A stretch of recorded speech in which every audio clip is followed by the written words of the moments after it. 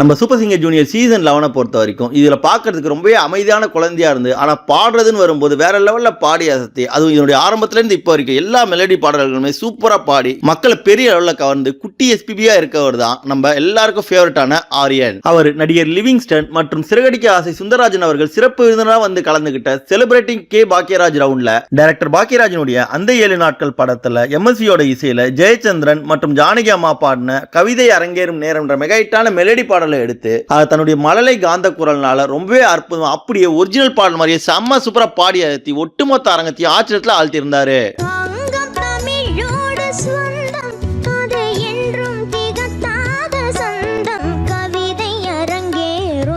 இந்த பாடலை நம்ம ஆரியன் அவர்கள் பாடிட்டு இருக்கும் போதே அங்கிருந்த நடுவர்கள் அதுல குறிப்பா சித்ராமா மஞ்சுரி அவர்களா வேற லெவல்ல எக்ஸ்பிரஷனை கொடுத்து ரசிச்சிட்டு இருந்தாங்க. அதுல குறிப்பா சிறப்பு விருந்தினரான சுந்தரராஜன் அவர்களா ஆரியனுடைய அசாத்தியமான பெர்ஃபார்மன்ஸ் பார்த்து மேடைக்கே வந்து இந்த சின்ன வயசுல நீ இந்த பாடலை ரொம்பவே சூப்பரா பாடின, நீ பாடுறது கேட்கும் போது என் கண்ணில் தண்ணியே வந்துச்சுன்னு சொல்லி பாராட்டி இருந்தாரு. அதை தொடர்ந்து நடுவர்களான சித்ராமா டி இமான் மற்றும் மஞ்சரி அவர்கள் சொல்லும் போது இந்த பாடலை நீ பாடும்போது நானும் சித்ராமான துள்ளி குதிச்சுட்டு இருந்தோம், அது மட்டும் இல்லாம இந்த பாடலை ரொம்பவே அற்புதமான எக்ஸ்பிரஷனோட கொடுத்து வேற லெவல்ல பாடிருக்கேன்னு சொல்லி பாராட்டி இருந்தாங்க.